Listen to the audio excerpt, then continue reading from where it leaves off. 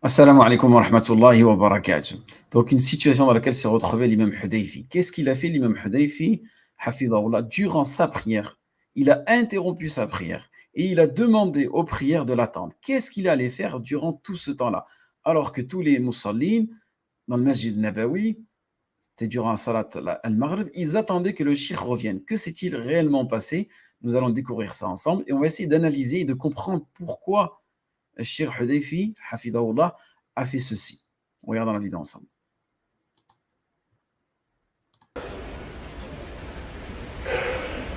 Allahu Akbar. Allahu Akbar.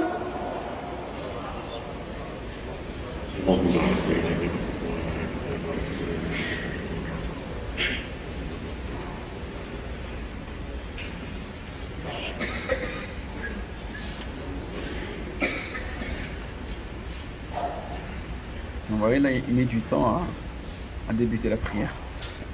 Je pense qu'il est en train de réfléchir. Et là, regardez ses mains. Il y a un long silence. انتظروا دقيقة. Et il leur dit, attendez-moi une minute. Donc, regardez, il enlève son انتظروا bouche. دقيقة. Il répète, attendez une minute. Donc, voilà, tout le monde interrompt sa prière.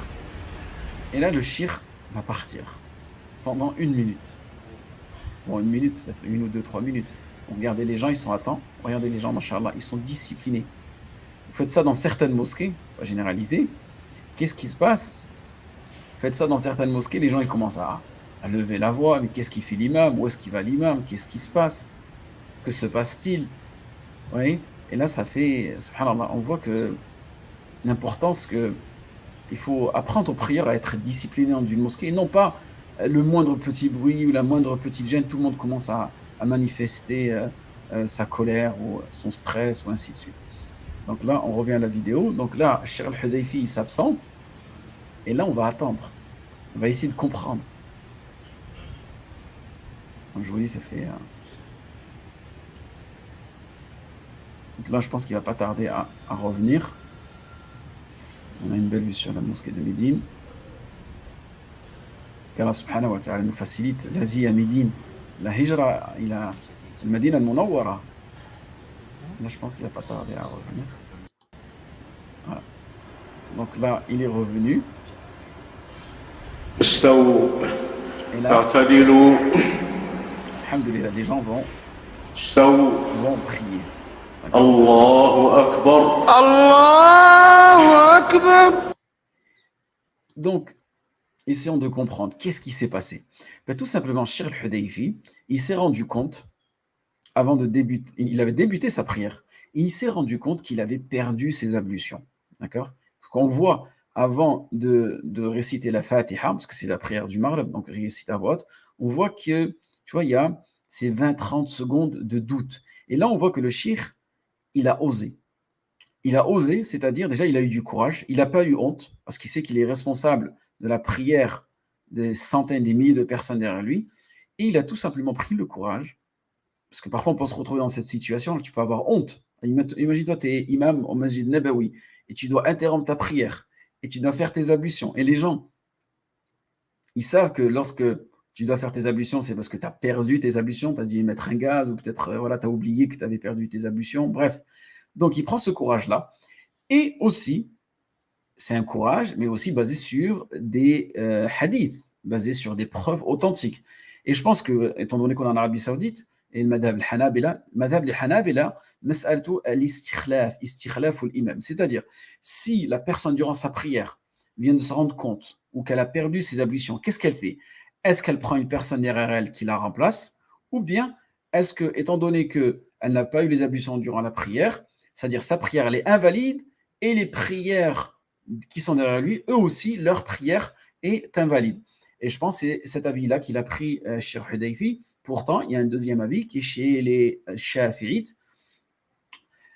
Eux, chez les Shafi'ites, c'est s'il y a une personne si l'imam perd ses ablutions durant la prière, tout simplement, qu'est-ce qu'il fait? Il prend une personne derrière lui et qui va le remplacer. Mais ici, Cheikh al-Hudayfi, je pense qu'il n'a pas pris l'avis des Shafi'ites, wallahu alam, parce qu'il est dans la mosquée. Et est-ce qu'il y aura une personne derrière lui qui sera apte à réciter correctement, sachant que c'est une prière à voix haute. Et n'oubliez pas aussi que, comme je dis, c'est basé sur des hadiths, et c'est basé sur l'acte, l'action du prophète sallallahu alayhi wa sallam, lorsque lui aussi, une fois, il dirigea sa prière dans cette mosquée-là, Masjid al-Nabawi, et le prophète sallallahu alayhi wa sallam, il s'est tout simplement souvenu qu'il était en état d'impureté majeure, hal janaba.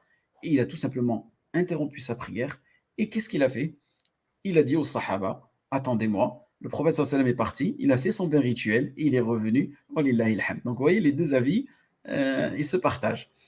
Et chez les Shafi'ites, comme je vous avais dit, eux, ils sont basés sur l'action de Omar ibn Khattab radiyallahu anhu. Qu'est-ce qui s'est passé? C'est Omar ibn Khattab radiyallahu anhu, lors de son meurtre, il a été assassiné, il a été blessé durant la prière, donc du sang a commencé à sortir, donc il a dû arrêter la prière et il a demandé tout simplement à Abdurrahman ibn al-Aouf de le remplacer durant sa prière. Donc ça, c'est l'avis des Shafi'ites. Et regardez aussi quelque chose qui était intéressant, c'est que l'imam al-Hudayfi, là, regardez comment est-ce qu'il va interrompre sa prière. Comment est-ce qu'il va couper sa prière. الله أكبر الله أكبر. Donc il attend un peu. Oui. Donc là, je vous ai dit, sûrement il doit y avoir des doutes là, est-ce qu'il a ses ablutions ou pas. C'est pour ça qu'il y a ce moment-là. Il ne commence pas avec la basmala, ni avec la fatiha à voix haute, sachant qu'on est dans une prière à voix haute. Et regardez comment est-ce qu'il va interrompre sa prière.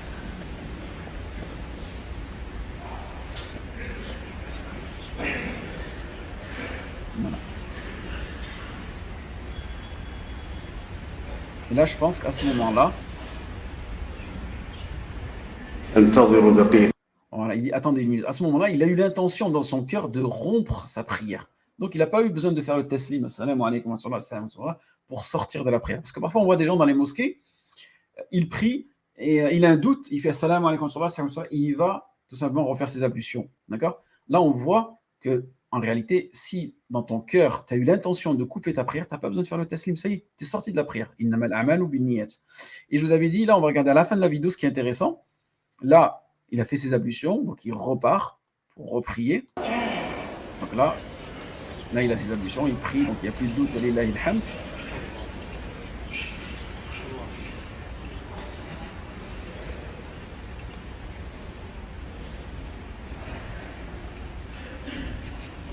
بسم الله الرحمن الرحيم. Et là, il dit la basmala à voix haute. D'accord? La basmala à voix haute, sachant que chez les Hanabila, et que chez les Malikites, et que chez les Ahnaf, on ne récite pas la basmala à voix haute dans une prière à voix haute. En revanche, chez les Shafi'ites, c'est une sunna. Et c'est une sunna qui est fortement recommandée. Et c'est là que les Shafi'ites se démarquent. Mais ce qui est... je ne sais pas, parce qu'après aussi, il y a des hadiths où le prophète sallallahu alayhi wa sallam, parfois, il récitait la basmala à voix haute, parfois, il ne récitait pas la basmala à voix haute. Mais là, on voit, regardez, c'est pas parce qu'il est hanbalite pur que parfois, il ne prend pas d'autres avis juridiques. Vous voyez, on voit cette flexibilité du shir. Wallahu alam, c'est peut-être juste un effort de ma part d'avoir dit ça, mais regardez, voilà, il va réciter la Fatiha à voix haute. الحمد لله رب العالمين الرحمن الرحيم. Donc voilà, pour cette vidéo-là. Donc, alhamdulillah, cette vidéo-là, cette petite situation-là, ce qui s'est passé, on a pu en profiter. Déjà, comprendre le fiqh un peu. Comment aussi est-ce qu'un imam peut être remplacé, dans quelle situation, quelles sont les preuves, quels sont les hadiths, comment est-ce qu'un imam réfléchit, sa manière de raisonner, il recherche aussi l'intérêt général des prières, l'intérêt général des musulmans, et que le musulman, celui qui en a la capacité, celui qui a les outils juridiques, il peut juger parfois quelle est la ville qui est le plus proche de la sunna, quelle est la ville le moins proche, et quelle est la vie qui sera dans l'intérêt général des musulmans, sachant que tu restes toujours dans cette, on va dire, dans cette bulle de la divergence permise. Wallahu a'lam, wa waffaqakum Allah lima yuhibbu wa yarda, wassalamu alaykum wa rahmatullah wa barakatuh.